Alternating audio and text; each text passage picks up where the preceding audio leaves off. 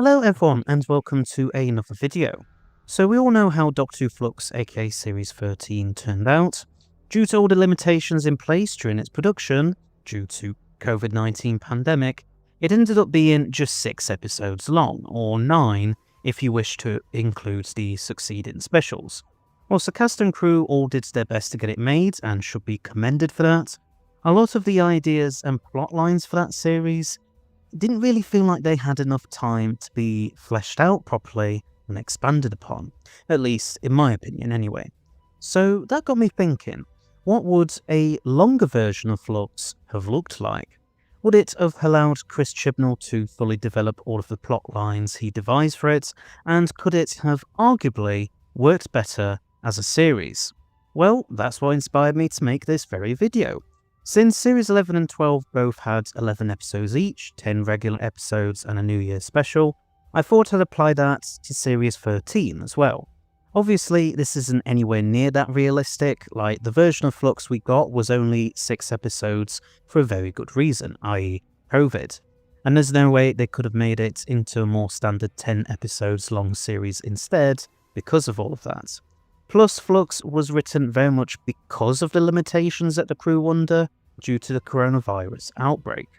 Chibnall deliberately decided to try and tell the biggest story he'd ever done because of the challenges they faced. But I still thought it would make for an interesting thought experiment, at least. So, with all of that in mind, what if Flux had 11 episodes?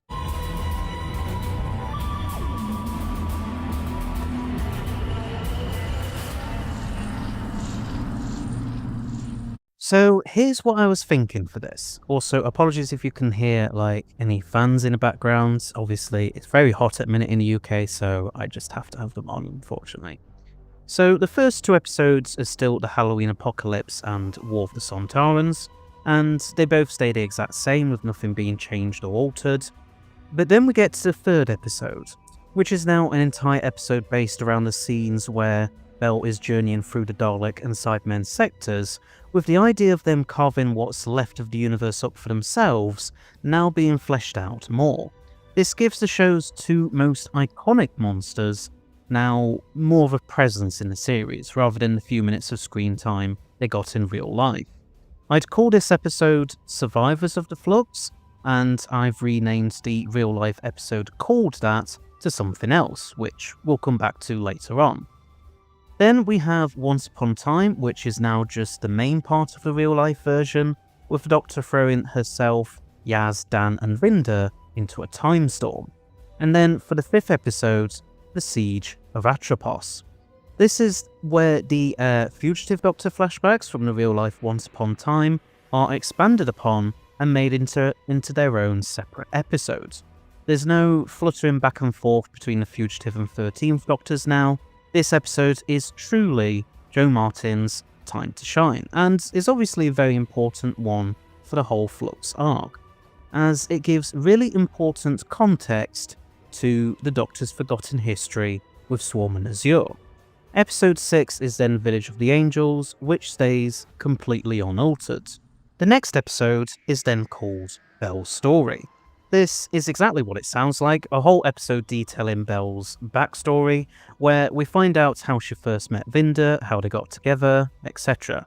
And then flashes to the present day where she encounters Azure and the passenger form on a barren planet, and saves the life of Namaka. The episode then ends with Vinder asking Namaka where Bel is, and watching a holographic video message she left for him.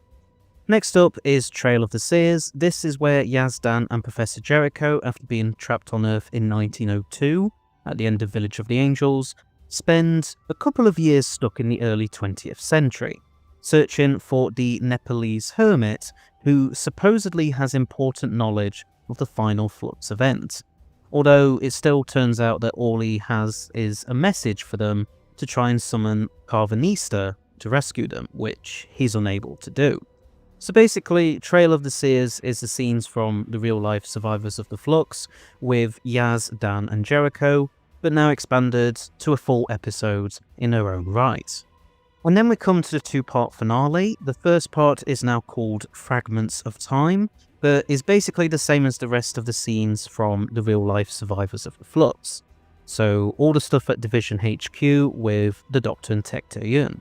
The cliffhanger of Village of the Angels, where the Doctor's turned into a Weeping Angel and recalled to Division, now takes longer to be resolved, with us having a couple of Doctorless episodes in the meantime. This might mean that the way it's resolved annoys fans and viewers more, but never mind. Anyway, so Fragments of Time also features the scenes where the Grand Serpent interferes with Unit's history, with him having still been introduced in the Vinda flashbacks in Once Upon a Time. And then the cliffhanger leading into the Vanquishers is still the Sontarans invading Earth and swarming Azure, literally dangling that fob watch in the Doctor's face and opening it. The Vanquishers is still, well, the Vanquishers, but maybe with a bit more breathing room to develop and properly expand on all of its ideas and resolutions to the series arc. I'm not too sure how exactly that could play out though. And then the 11th episode is obviously still Eve of the Daleks, which is still the 2022 New Year special. This would probably remain unchanged, although I'd like to imagine that Nick comes across as less of a stalker and creep in this timeline, just so his romance with Sarah feels more believable and, well, less problematic, to be honest. But that's this expanded version of Flux done with.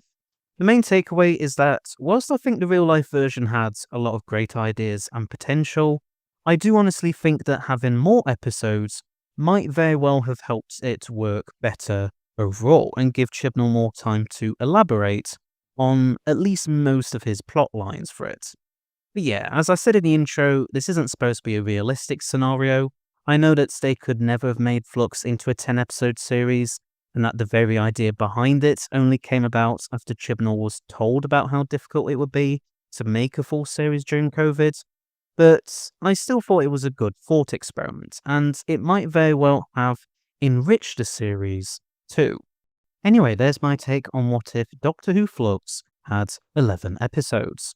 But what did you think? Did you like my take on it or not? And would you have done anything differently? Please let me know in the comments section below. Thanks for watching, hope you liked it. Please don't forget to press that subscribe button below, as well as press the bell icon at the side of it, so that you'll stay notified of when all my new videos come out. And if you haven't already, please feel free to join my What If Discord server, where you can chat to me and other fans about whatever you wish, join us for watch-alongs we do, and get updates from me on what the next What Ifs and general videos I'm thinking of doing are going to be. You can find a link to it in the pinned comment below, and I shall see you all in another video. So, until next time, bye bye!